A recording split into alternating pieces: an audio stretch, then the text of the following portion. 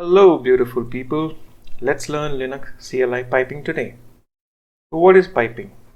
Every single program in the Linux system has three built-in data streams. First one being a standard in or standard input, standard out, and standard error. So standard input is a place a program gets information from. By default, the shell directs standard input from the keyboard. Standard output is a place to which a program can send information. In our case, it's the screen by default. So piping is a process or a technique where we can connect the standard output of one command to the standard input of the other command. So each Linux system is designed to do one task well. What if we want to compose these commands to achieve a particular task or behavior? So that is where the piping comes into picture. So you can combine this multiple commands, command 1, command 2 and command 3 to achieve a total new functionality in itself.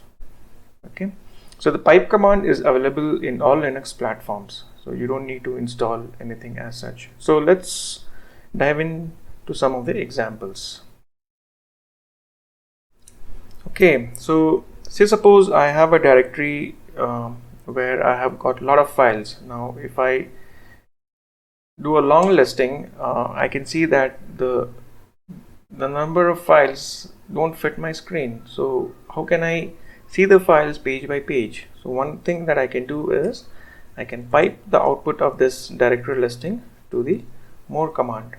So with this, now what happens is I can see the files line by line. Okay, so this is one. Now say suppose I need to search for a particular file. I could say ls-l grep, say probably file 10.txt. so although I could use the find command, but this is another way to search for a particular file. Okay, now another way we could do this is, say I want to count all the files or which have a .log extension. So how can I do that? So ls-l, then I grep for the log command, and then I can do a word count. So here I see I have two files. Now consider a scenario where I have a log file, say access.log. So this is your typical web server logs, and I need to, say suppose, find a particular IP address. I want to see how many requests did I get from that particular IP address. So what I could do is say cat access.log, and then I can grep for a particular IP address. So this is all the requests that I got. Now if I want to do a little more, and if I want to count the number of requests, I could say wc minus l word count and do with a line. So total I have 8 requests coming from this particular server.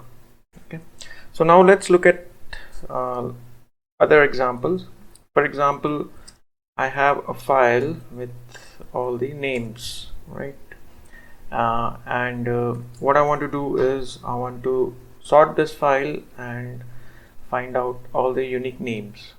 So what can I do? How can I achieve this? So I can say cat names.txt, then pipe it to the sort command, and then the output of the sort command would go to the unique command. So I would get all the names which are in the sorted order. So if you look at them, so the names are sorted order.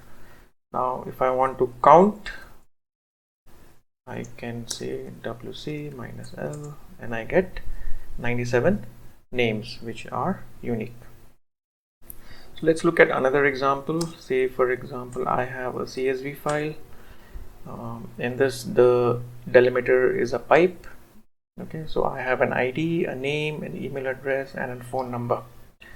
Now say suppose the requirement is I need to get all the email addresses which are unique and put them in a file. So this is my requirement. How can I do that? Okay, so how can I do that? So cat data.csv, then I need to cut the file. So that delimiter is pipe, and this is the third field. So let's look at the output. So with this I get all the email addresses extracted. Now what I can do is I can sort them, find the unique email addresses. So let's look at the word count before sort. So I have 129 email addresses, and if I do a unique of these, I get 100 email addresses. Okay, so with unique I get all the email addresses that I want. Now what I need to do is I need to put them in a file. So how can I do that?